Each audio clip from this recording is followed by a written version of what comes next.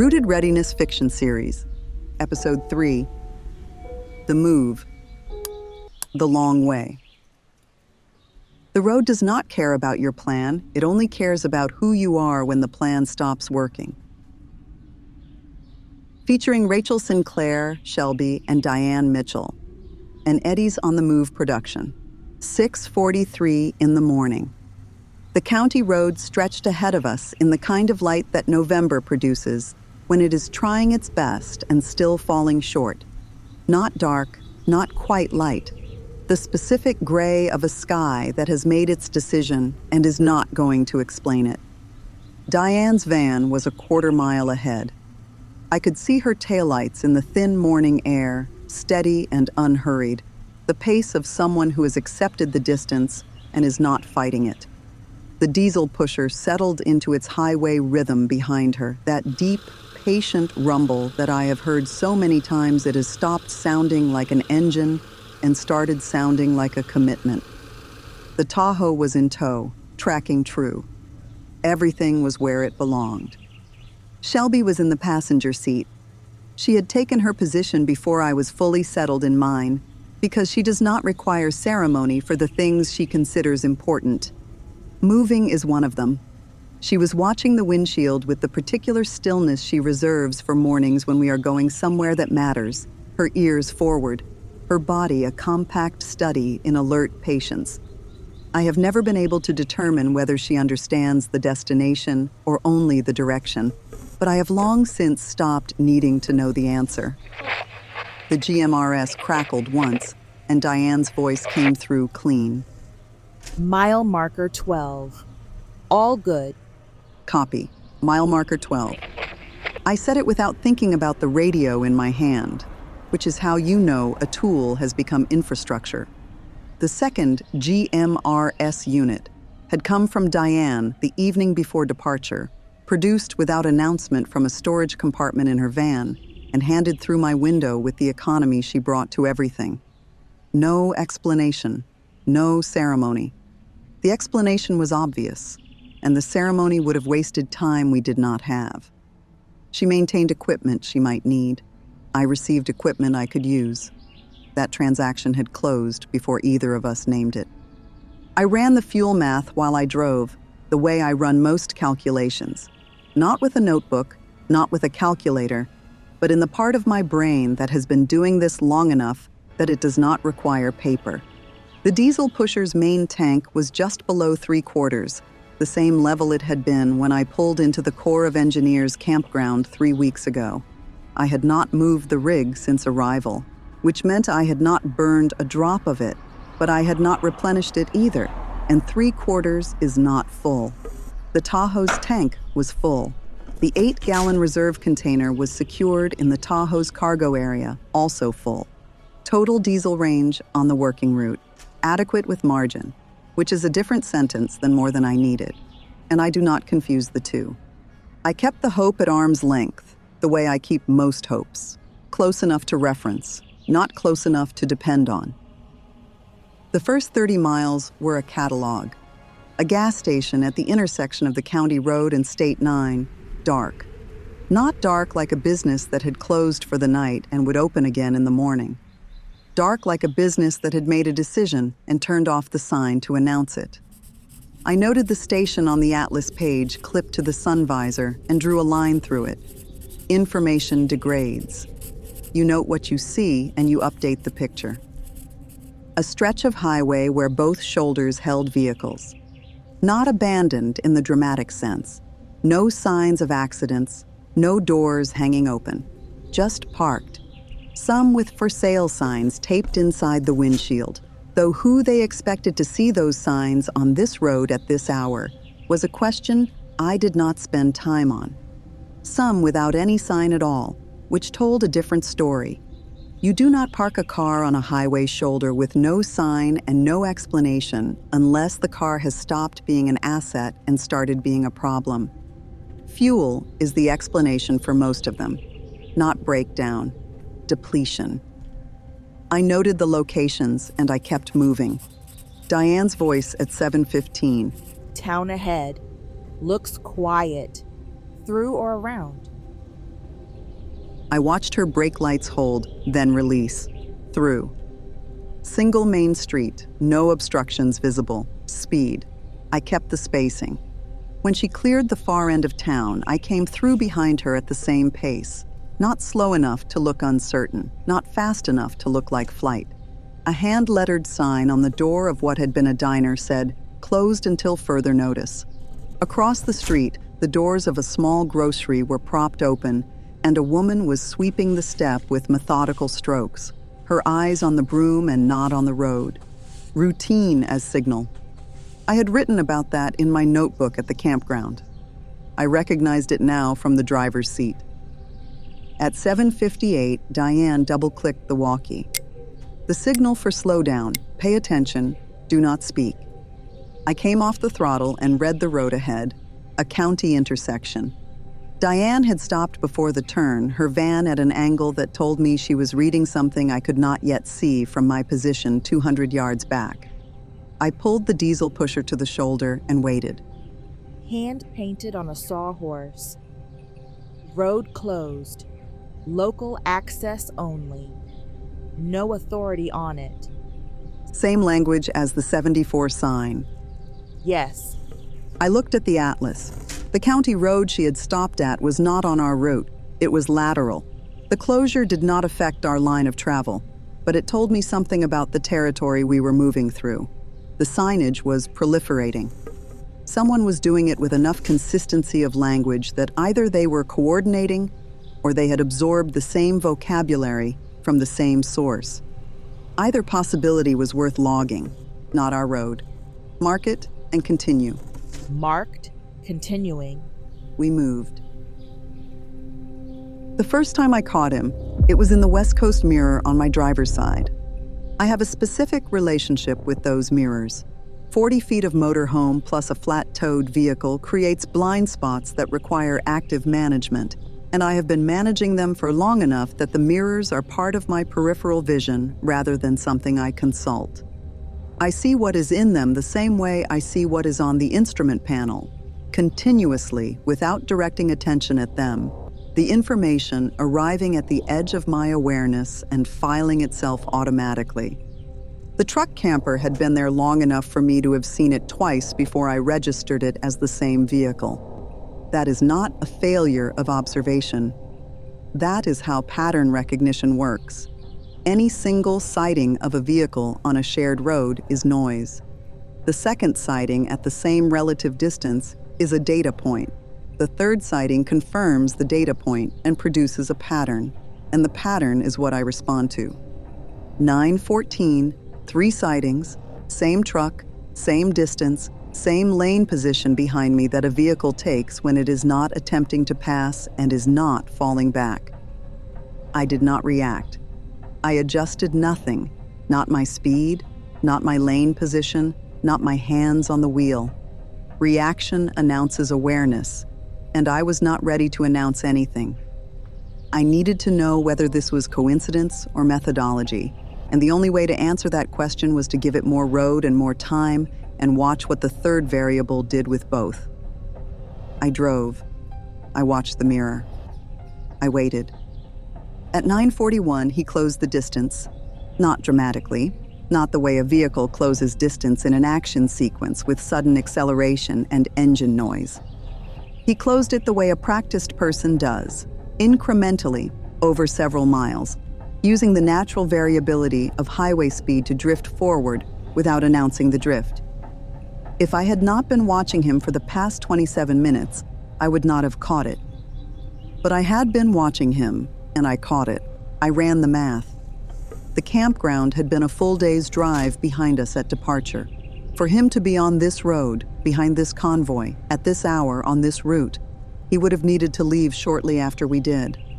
The alternate route, our working route, was not the obvious road northeast. It was the longer, less traveled option that we had chosen specifically because it avoided the pressure points Diane had identified. A stranger choosing the same route at the same time by accident was a coincidence, and I do not believe in coincidences. I believed in information, and the information in front of me was assembling into a shape I did not like. The walkie double click came from Diane's end before I reached for the radio. She had him. I keyed the walkie once. I hear you, I see it, hold, and drove.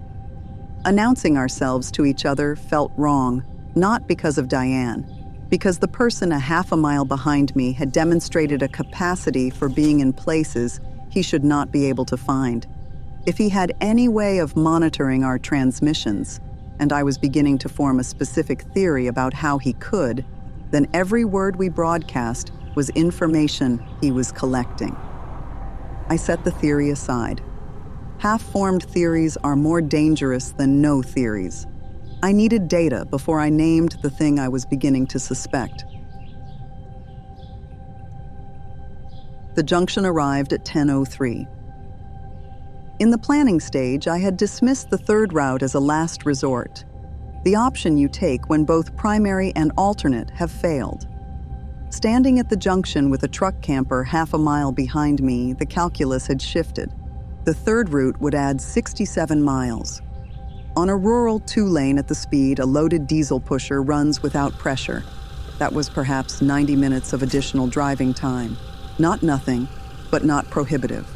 It would put us at the travel plaza I had identified as an overnight target with enough light remaining to get the rigs settled before dark, assuming the road held.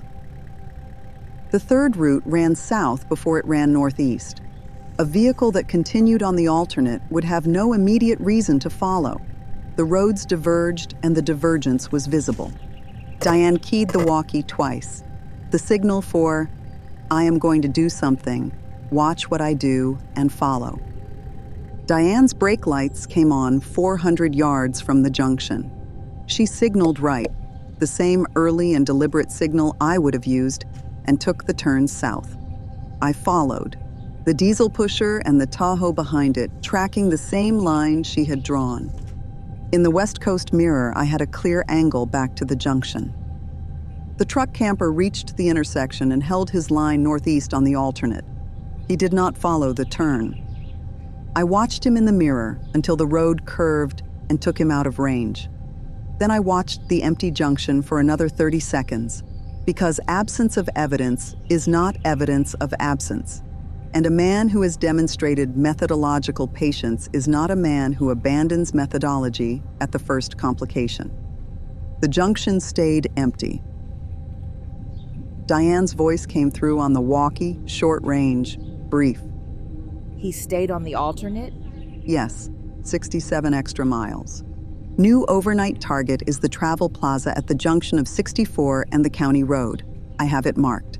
Copy. She did not add anything. Neither did I. I will tell you what the long way looked like. A two-lane highway that had probably never seen the traffic volume it was now carrying, even at the reduced volume that passing through a degrading region produces. The shoulders were not built for the kind of vehicle I was driving, which meant my decision-making window for any obstacle was shorter than I preferred. I noted that in the first 10 miles and adjusted my following distance accordingly. More space between me and whatever was ahead. More time to think. A town at mile 23 that we passed through without incident. A grain elevator. A feed store. A gas station where the pumps were off, but a man sat in a lawn chair by the door selling fuel by the gallon from red plastic containers. Hand-painted cardboard. Diesel, $12 a gallon, cash. I did not stop. My math was still good. I noted the location. Diane had slowed as she passed him. I saw her window go down, then go up. She had keyed the walkie. He has 40 gallons. Said it will be gone by tonight. His words, more where this came from. Make of that what you want. Noted. We hold unless math changes. A stretch of road between mile 30 and mile 40 where 3 vehicles sat on the shoulder in a cluster. 2 were dark and quiet. The third had a man standing beside it with the hood up, not in the diagnostic posture of someone who believed the problem was fixable, but in the resigned posture of someone who had opened the hood because opening the hood is what you do when your vehicle stops. even when you know the answer is not under there. I passed him the way I passed everyone on this road, without stopping, not without seeing him. I want to be clear about that distinction because it matters to me in a way that is not entirely comfortable. I saw every person on the shoulder of every road I drove today. I cataloged them the same way I cataloged everything. Data, not judgment, not yet. And I kept moving because the decision to stop for a stranger on an unfamiliar road, when the road itself was not yet known to be safe, when my own resources had a specific calculation behind them, when I had a partner vehicle to account for, was not a decision I could make from sentiment alone. I did not stop. I did not forget what I saw. The fuel recalculation at mile 45 confirmed we were within range of the travel plaza without tapping the reserve. The Tahoe's tank and the 8-gallon container remained untouched, which meant I arrived at the overnight stop with the same margin I had left the campground with. That was the plan working. I noted it as a positive data point and did not allow myself to be more satisfied with it than that, because satisfaction is a door that opens onto complacency, and I keep that door latched. The light began failing at mile 57. November does not negotiate about light. The margin between still driving and driving in the dark on an unfamiliar road is slimmer than your eyes tell you it is until suddenly it isn't. I had calculated for this. I had not calculated for the way 67 extra miles feels in your shoulders after a full day at the wheel when you have not slept more than 4 hours at a stretch in 2 weeks. The body keeps its own accounting. I noted the balance in mine, and the travel plaza appeared at 6:14 in the last usable light. It sat at the junction of State 64 and a county road, a low-slung complex of connected buildings built for the long-haul trucker trade with the architectural philosophy of a place that expects strangers and does not apologize for what it offers them. A fuel canopy, dark. A restaurant building with generator light coming through the windows. A large lot with room for the trucks that no longer came in the volume they once had, and adequate space for what was actually there. A cluster of vehicles near the restaurant entrance, a row of RVs along the far fence, and, in the lot's middle section, isolated from the rest by the deliberate spacing of people who park with awareness, a diesel pickup with a fifth-wheel trailer behind it. I saw the sticker collection on the back panel before I had finished parking. Not immediately, the light was poor and my rig was still rolling. But I have a specific memory for patterns once I have cataloged them, and the pattern on the back panel of that fifth wheel, the layered accumulation of state park stickers and campground badges, and the particular Montana sticker in the upper left corner that I had noticed when I had parked 2 sites down from them 3 weeks ago, was a pattern I recognized without effort. I keyed the walkie. Diane, far end of the middle lot, Site 4. I see it. Neither of us said anything further. There was nothing to say that the sticker collection had not already said. I walked across the lot toward the fifth wheel the way I approach all potential encounters in uncertain environments. Directly, unhurried, hands visible at my sides, Shelby on a loose lead beside me, my expression at the neutral end of the register that communicates neither threat nor need. I was 10 yards from the truck when the fifth wheel door opened and Tammy Daniels appeared. She was wearing a fleece pullover the color of pine needles and a hat I had seen her wear twice at the campground. She looked at me for 1 full second before her face changed, and the change was not dramatic, not tears, not relief, not the theatrical collapse of a person rescued at the last moment. It was the smaller and more honest adjustment of a woman who had been operating at a controlled level of tension for several days and had just received information that allowed her to lower it 1 degree. Rachel. Tammy, is Ed with you? Inside. He's fine. He's been fine. She said the second sentence the way people say it when they have had to say it to themselves more times than they wanted to. We were just about to eat. Do you want to come in? Give me a few minutes to settle my rig. And Diane is with me. She'll want to hear this too. Diane, good. She looked across the lot toward Diane's van, which was pulling into a spot 2 down from mine. Good, she said again. And I heard in the repetition something I recognized as the specific relief of a person who has been keeping their own counsel in an unfamiliar situation and has just been handed the company of someone whose counsel they trust. We ate in the 5th wheel. It was not a large space for 4 people, but the Daniels had lived in it long enough to have arranged it with the efficiency that comes from genuine inhabitation rather than vacation use. The table folded out and the bench seating accommodated all of us, and Tammy produced a pot of soup from the propane stove that she had clearly been keeping warm for a while, and served it with the straightforward hospitality of someone who feeds people, because feeding people is what you do when you have the means, and the moment is right. Ed Daniels was a large man made compact by age, the way men who spent their working lives in physical labor sometimes become, the frame still there, still suggesting the dimensions of what it had once been, the mass redistributed by decades but not diminished in the way that matters. He had the hands of someone who had used them at a scale most people do not, and he held his soup bowl in them with the automatic, unconscious grip of a man accustomed to hot metal and heavy objects. He was 78 years old, and he had driven his wife in his 5th wheel across 3 states in a degrading infrastructure environment. And the primary emotion on his face was not fear. It was the focused attention of a man working a problem. I respected that immediately. Tell me how you got here. Ed looked at Tammy. Tammy opened her notebook. She had started keeping one too. I noticed it and did not comment. We left the campground around noon, the day before you. We had been talking about it for a few days. Ed felt like we should move. He didn't say why, he just felt it. She glanced at him. He's been right about that feeling before. Often enough. We went into town first, the one 11 miles east. The station had a line, which we expected. We waited. When we got to the pump, the attendant told us the town had put a limit on fuel purchases.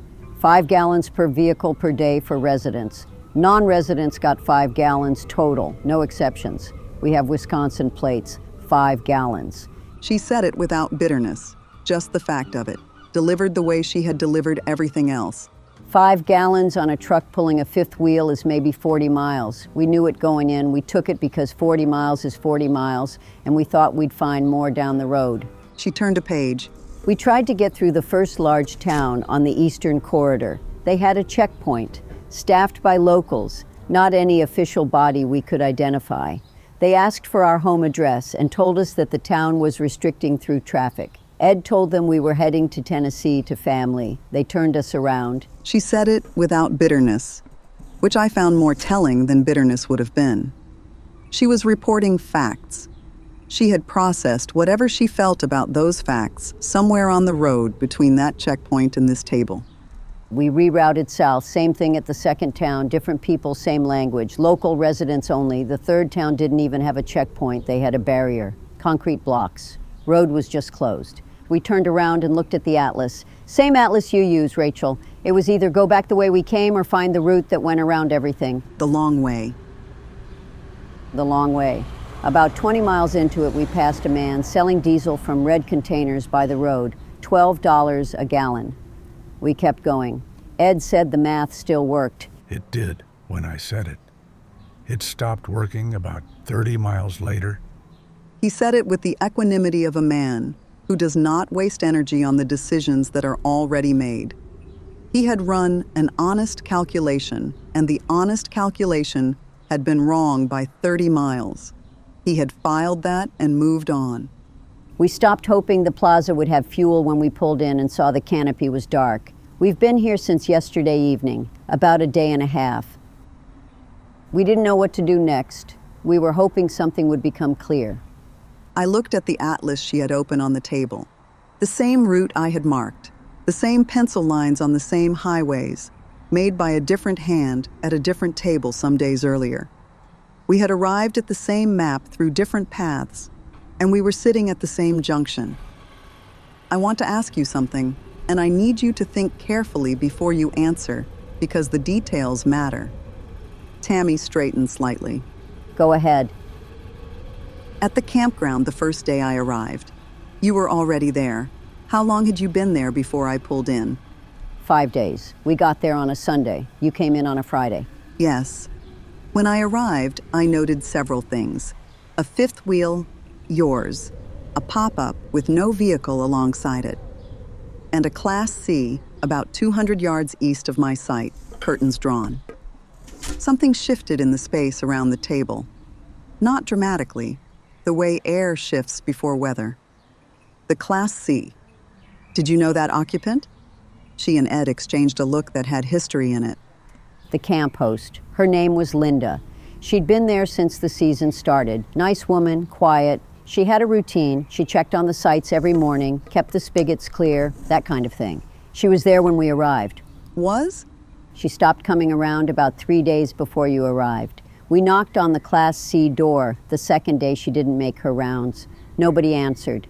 Her car was still there. We told ourselves maybe she was sick, keeping to herself. She paused. We told ourselves that because the alternative was harder to sit with. And the truck camper man? The one who arrived on day 5 after my arrival? We saw him before you arrived. He was there when we got there. He stayed maybe 3 days, then left. He came back about a week into your stay. We noticed because Ed has a thing about vehicles that don't drop their leveling jacks. Occupational awareness. You watch vehicles at that plant long enough, you know when a truck is parked, ready to move, versus parked to stay. His truck was always ready to move. The table held silence for a moment. I looked at Diane.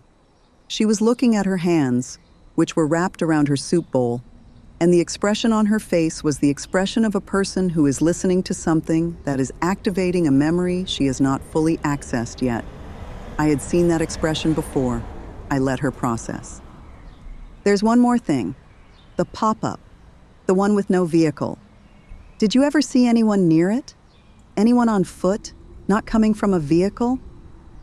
Ed and Tammy looked at each other again. Once, the second day after the truck camper man came back, early morning. I was up before Tammy, and I saw him walking, not on the road, through the grass, along the tree line. He went in the direction of the pop-up. He paused. I didn't see him come out. But the next time I looked, he was back at his camper. I thought something of it. I just didn't know what to do with what I thought. I nodded. I understood that exactly. I set up the rig with the specific attention I give it when the environment is unfamiliar, and the variables include at least one I cannot fully account for. Cameras deployed to cover both flanks and the rear. The FRS walkie-talkie was on the table beside me, Channel 7, Privacy Code 14. The GMRS was on standby on its own channel, separate, the way it had been since Diane handed it to me at departure. Diane was in her van 2 spots down. We had established watch rotations over a brief conversation at the lot's edge before we separated for the night. She would watch until 2, I would take 2 until dawn. The restaurant had closed at 9. The generator sound dropped to a lower register when the kitchen shut down, and the lot settled into the particular quiet of a place where everyone was present, but no one was moving. I had counted 12 occupied vehicles during the last light walk. Ed and Tammy's fifth wheel was dark by 10. They had eaten, talked, and arrived at the decision to rest with the practical speed of people who knew what rest was worth and were not going to argue with the math. I sat at the table with the notebook and the headlamp and did what I do in the hours when the world is quiet enough to think clearly. I cataloged the absences. Not the things that had happened, the things that had not happened.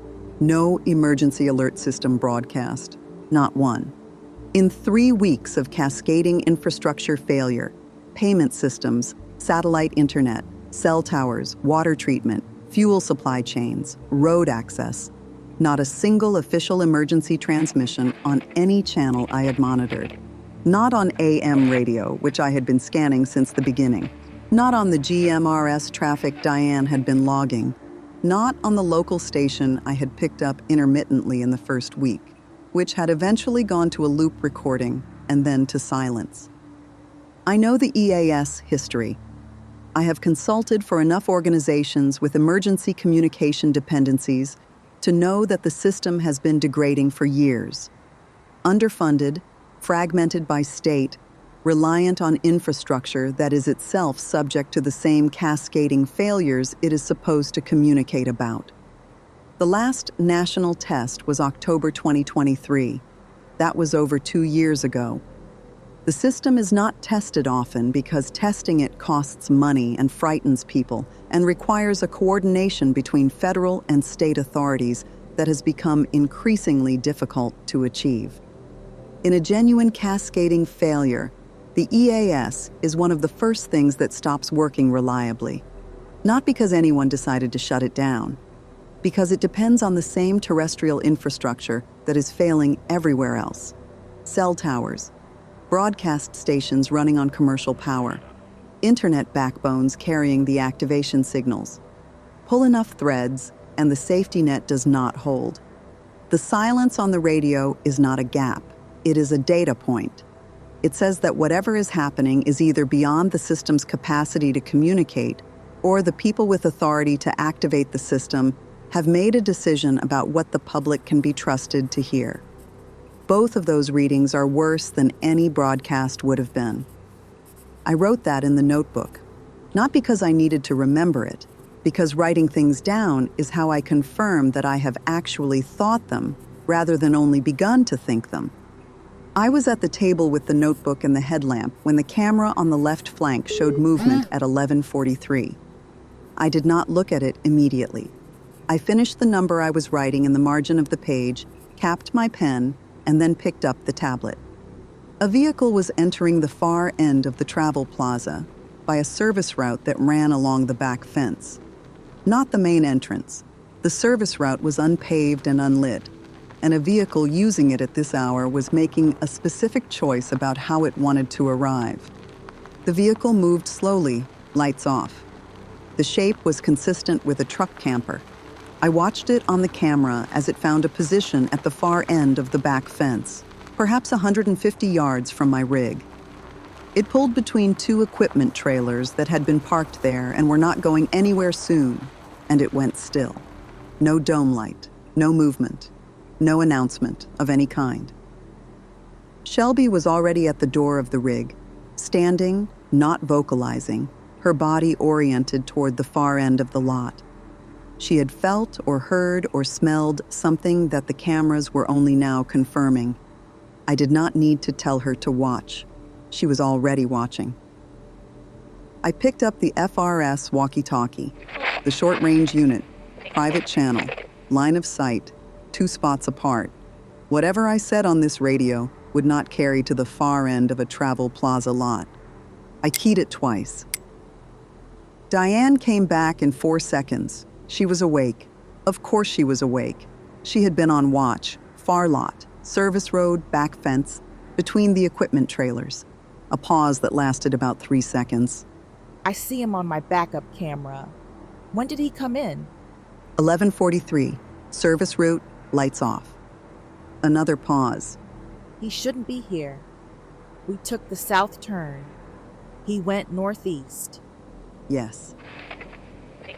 The word sat there between us on the walkie channel, carrying everything I was not yet going to say out loud, which was that the only way a vehicle could have followed us onto the contingency route was if he had known to follow us, and knowing to follow us required information he should not have had.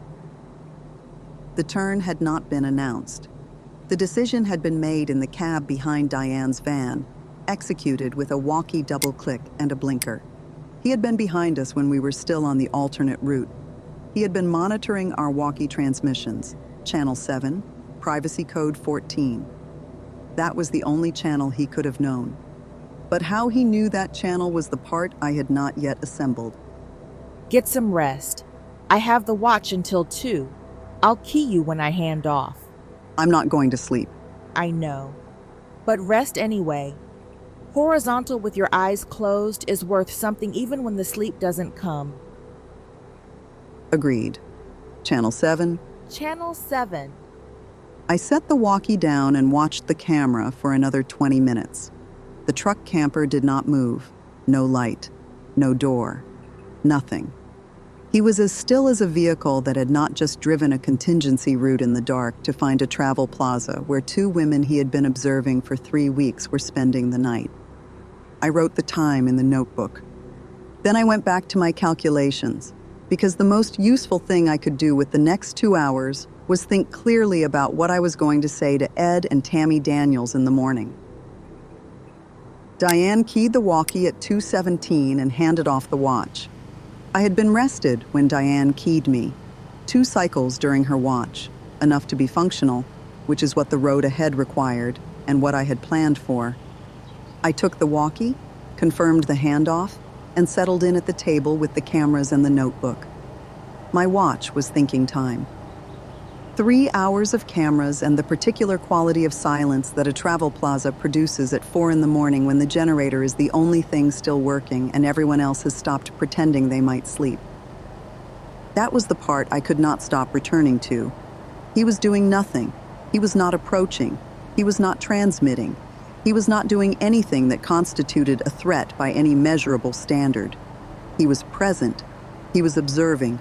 He was maintaining his pattern with the kind of long-duration discipline that most people cannot sustain, because most people need the relief of action when they are under tension. That discipline was the most unsettling thing about him. Not what he did, what he didn't do. I walked to Diane's van at 5:51 and knocked once, the pattern we had established. She opened the door and handed me a second cup of coffee that she had already prepared, which told me she had known I was coming and had been counting the minutes since the handoff. We stood in the cold a few feet from her van, away from the walls. He didn't move. Not once. Diane looked toward the far end of the lot. She could not see the truck camper from where we stood, but she looked in its direction the way you look toward a sound after it has stopped, because the sound is still there in your memory and reality share a border that is not as clear as we would like. I've been thinking about how he found us. So have I. The walkie. Channel 7. Privacy code 14. He was behind us on the alternate route. He was close enough to receive FRS transmissions. He heard us discuss the overnight target. I let that sit for a moment because she had arrived at the same place I had, and the question underneath it was the one neither of us had answered yet. But how did he know the channel? She was quiet, not from the campground, not from the fire ring. Shelby would have told us if he had been close enough to hear. She would not have sat down. I watched her face in the gray pre-dawn light. Something was working behind it. The same thing that had been working since the campground, since the fire ring, since the moment she looked across at him and felt the edge of a memory she could not yet reach. Channel 7, privacy code 14. That is not a channel you arrive at by coincidence. You used it because it was familiar, and it was familiar because you had used it before. Somewhere before this. The quiet between us had a different quality now, not the comfortable quiet of two people who have run out of words. The quiet of a person standing at the edge of something she has been circling for weeks without being willing to name the center. There's more. I've been working on it all night. I think I know where that channel came from. Tell me when you have it fully. Don't bring it half assembled. I know. I'm close. I know you are. I've known something was there since the fire ring. We stood with that for a moment. New frequency before we move. Both radios. New channel, new code, tell no one until we are in the vehicles and moving. Agreed. She went back inside. I stood in the cold for another minute, looking at the lot, at the shape of 12 vehicles in the gray pre-dawn, at the far fence where a truck camper sat between 2 equipment trailers and had not moved since 11:43. He had been on Channel 7 since the fire ring. Everything Diane and I had transmitted on the FRS walkie, The campground check-ins, the departure confirmation, the route observations, the overnight target he had heard. We had been broadcasting our position and our intentions to a man we did not understand, on a frequency we did not know was compromised since before we left. I burned the paper. I did not change the frequency. That was my gap. I had been precise about everything I could see and imprecise about one thing I could not, and the one thing I could not see had been listening the entire time. I noted it in the part of my mind where I keep the lessons that cost something.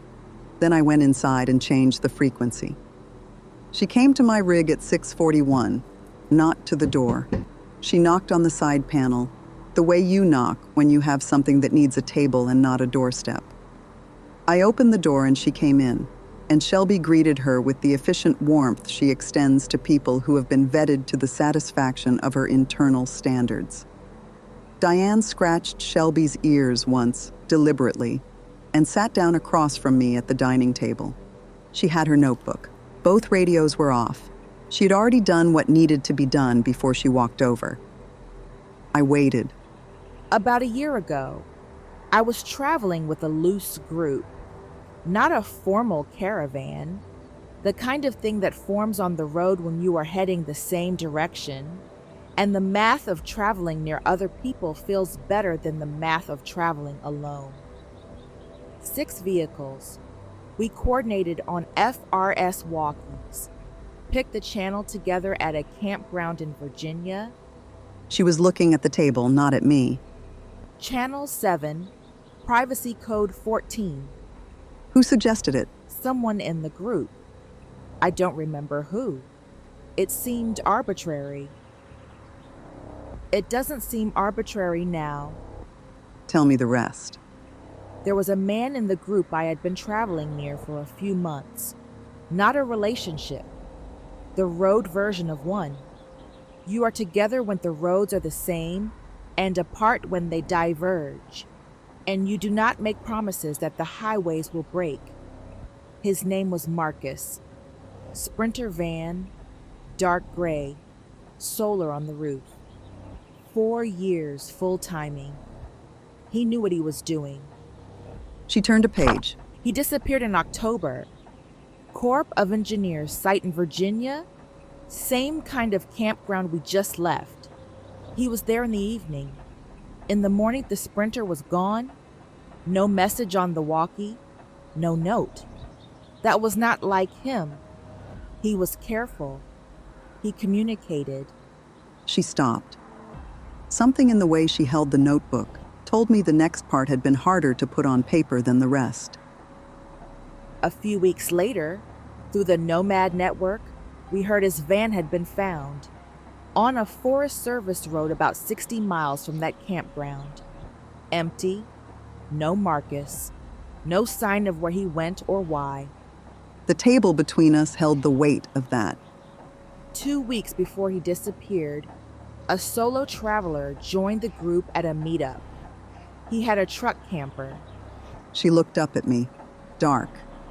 He asked if he could trail with us for a stretch. Nobody says no to that on the road. He was quiet. He kept his distance. He was always there when you looked around, but never exactly in the conversation.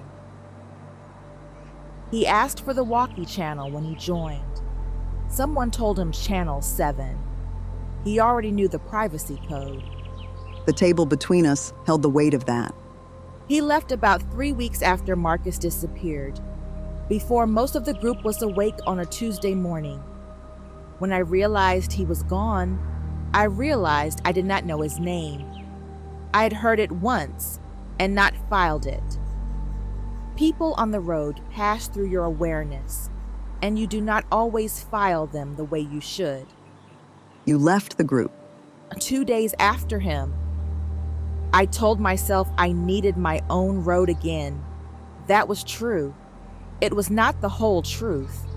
The whole truth was that I did not want to be in a group whose channel frequency a man I did not understand already knew. She looked at me. I should have changed the channel when I gave you the walkie at the campground. I had this same unresolved feeling from the moment he appeared at the fire ring, and I did not act on it. That was a gap in my discipline. Yes, it was. I did not cushion it. She did not need it cushioned. I thought about the Class C. I thought about Linda, who had a routine and a car that was still there, and a door that Tammy Daniels had knocked on and received no answer. I thought about the pop-up and the boot scuff, the pivot mark of a person who entered, looked, and reversed. I thought about the campground arrival scene I had cataloged on my first day. I thought about the man at the spigot who did not look at the pop-up, and the specific angle at which a person holds their neck when they are choosing what not to look at. None of this was a case. None of it was evidence in any formal sense. All of it was pattern, and pattern is what I respond to. And the pattern had a shape I recognized from 25 years of sitting across tables from organizations that had a problem they were not ready to name. I was ready to name it. Not out loud, not yet, not until we were on a road where the naming had some utility. You do not name the problem before you are in a position to act on the naming. New frequency. Before we move. I have one. Change it now. We tell Ed and Tammy the new channel when we make the offer. She looked up. You're making the offer? I'm making the offer. I walked to Ed and Tammy's fifth wheel at 7:15. Ed was outside, standing by his truck with a cup of coffee, looking at the engine in the way that men who spent their lives around machinery look at engines they cannot currently use, not with frustration, with the specific attentiveness of someone who respects the machine and is giving it the courtesy of being seen. He heard me coming and turned. I had been thinking since 2 a.m. about how to say what I was going to say, not about whether to say it. That decision had made itself somewhere during the watch, in the part of my mind that runs parallel calculations while the front of my mind is doing something else. The calculation was not complicated. Ed and Tammy Daniels were stranded at a travel plaza on a secondary corridor with a fuel situation that was not going to resolve itself. No resupply was coming. The infrastructure that would normally correct a fuel shortage, tanker deliveries, price signals, market response, was the same infrastructure that was failing everywhere else. They would be here until they found a way out, or until the plaza's generator fuel ran out and the dynamic of the lot changed into something less manageable. I had the means to change their situation. I had verified diesel in the Tahoe and the reserve container. I had a route. I had a destination with a verified water source and capable people. I had, in the 2 weeks I had known them, enough observation of Ed and Tammy Daniels to know that they were the kind of people who improved a situation rather than degraded it. And there was the man at the back fence. I was not going to leave 2 people stranded at a travel plaza within range of a man whose pattern I had been reading for 2 weeks, and whose methodology I understood precisely well enough to know that isolation was useful to him. That was not fear, that was arithmetic. Tammy appeared in the doorway as I reached the steps. I sat across from them at the fold-out table and said what I had decided to say, which was everything relevant and nothing extra. I have diesel. My Tahoe has a full tank and I have an 8-gallon reserve, all diesel. I can transfer 18 gallons to your truck, the reserve plus 10 from the Tahoe, which at loaded towing economy gives you roughly 200 miles of range. The route we are taking from here is about 90 miles to the Tennessee coordinates. You arrive with margin. Ed did not say anything immediately. He was running the numbers, the automatic arithmetic of a man accustomed to calculating load and distance and fuel. That fuel is worth more than money right now. Not a challenge. A fact stated plainly by a man who understood material value at scale. You'd be giving us something you cannot replace on this road. I know what it's worth. I'm not giving it to you because of the tomatoes or the road intelligence, though both of those mattered. I'm giving it to you because I have it, because no resupply is coming, and because a convoy of 4 people traveling the same direction on an uncertain road is a better proposition than leaving 2 capable people at a fuel-dark plaza and carrying that with me. He looked at me for a moment, then he looked at Tammy, Then he looked back at me. What are the terms? The same terms I operate on with Diane. Your rig, your supplies, your decisions. We travel together. We do not merge. Either party ends the arrangement at any time. If the road presents something that requires individual decisions, you make yours, and I make mine. You owe me nothing for the fuel. You are not in my debt. You are 4 eyes and 2 rigs and 60 years of combined experience on a road that is asking questions I would rather answer with more people than fewer. Ed was quiet for a moment. The quiet of a man who has already decided and is giving the decision the courtesy of a pause before he speaks it. One question. The man at the back fence. You know something about him. I had not expected that. I recalibrated. What makes you ask? Because you are a woman who came over here at 7:15 with a fuel offer and a set of terms, and you checked the back fence twice since you sat down. I looked at him for a moment. He followed us here. We don't know his intentions. We are changing our communication frequency before we depart, and we are not announcing our route on any channel he has access to. Ed nodded. Once. The nod of a man filing information in the place where he keeps information that requires action, not processing. All right, we're in. I made the fuel transfer with Ed standing beside the Tahoe, watching the process with the professional attention of a man who has overseen thousands of material transfers in his working life and does not feel the need to comment on a process that is running correctly. The 8-gallon reserve container went first. Then I ran the transfer line from the Tahoe's tank until we reached 18 gallons total. The Tahoe's gauge settled at 14. The truck's gauge came up. The math had closed. Diane ran the convoy briefing at Ed and Tammy's tailgate. New frequency, new privacy code. She wrote it on a card and handed it to Tammy, who wrote it in her notebook and then burned the card in the Plaza's rusted fire ring near the restaurant entrance, which I noted without comment because it was exactly what I would have done. Order of travel, Diane leads, Ed and Tammy second, and I would bring up the rear. I wanted them in the middle. If Diane encountered something at the front that required stopping, I wanted to be able to see the fifth wheel's brake lights before I was committed to the same decision. And if something came at the convoy from the rear, I wanted 40 feet of diesel pusher and a driver with 25 years of pattern recognition between the threat and the people in front of me. Ed took the order of march with the equanimity of a man who had spent a working life in operations where someone else's position in the structure was not a commentary on his capability. Tammy gave me a jar of tomato soup from the back of the fifth wheel before she climbed in. It's from the last batch. I made it in August. I took it with both hands, the way you receive things that are given with meaning. 751, 3 vehicles, the van, the fifth wheel, the diesel pusher. We pulled out of the travel plaza in order, past the dark fuel canopy and the restaurant with its generator still running, past the cluster of vehicles near the entrance where people were beginning to emerge into the morning with the particular careful movements of people who have been sleeping in a public lot and are reassessing the world 1 degree at a time. I did not look toward the back fence as we passed it. The truck camper was still there. I knew this from the last camera check before I folded down the exterior units and stowed them for transit. He had not moved. He had not approached. He had spent a full night at the back fence of a travel plaza performing the same discipline of presence without action that he had performed for 10 days at the campground. I did not know what to make of the discipline except that it was expensive in a very specific way. To watch without acting requires a clarity of objective that most people do not have and cannot maintain. Whatever his objective was, it was clear enough to him to sustain that kind of patience.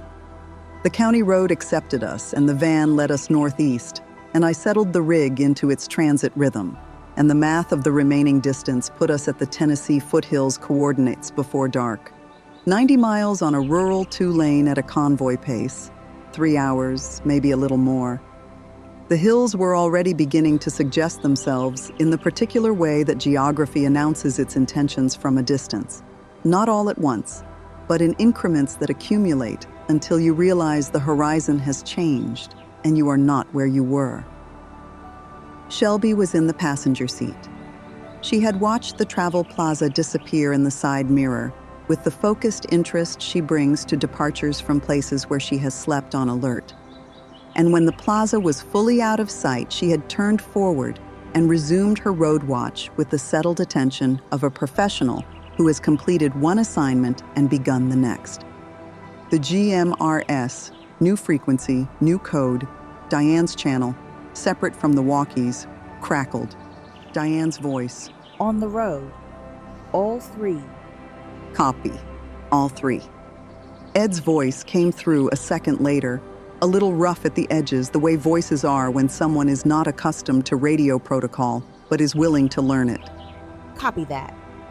I heard Diane's brief, warm acknowledgement. She had a way of receiving the efforts of people who were trying that was neither instructive nor condescending. She just received them. I had watched her do it with Ed and Tammy at the tailgate briefing, and I had noted it as a capability that was not the same as my capabilities, but was, in certain situations, more useful.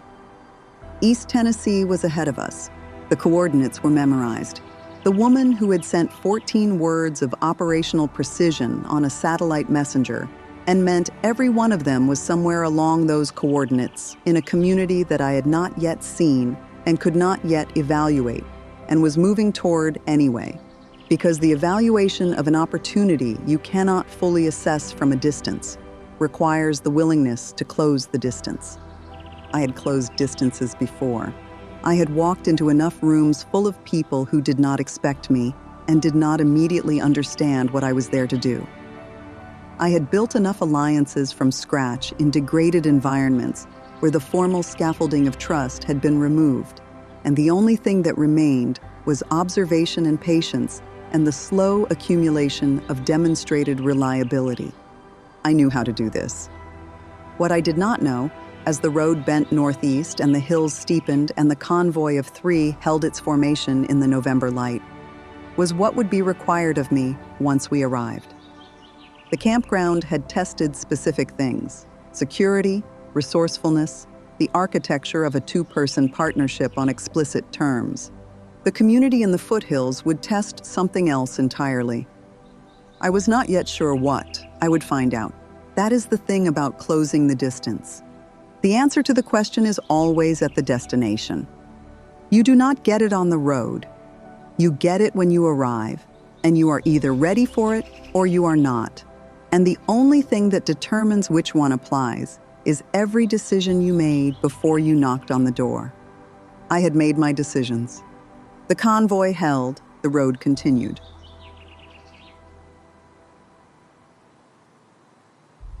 End of Episode 3, Part 2, Rooted Readiness Fiction Series, an Eddie's on the Move production, preserved in motion. Rachel Sinclair, Diane Mitchell, and Ed and Tammy Daniels are 90 miles from East Tennessee. The truck camper man did not follow them out of the travel plaza. He did not need to. He already knows where they are going. Episode 4, coming soon on the Radio Silence channel.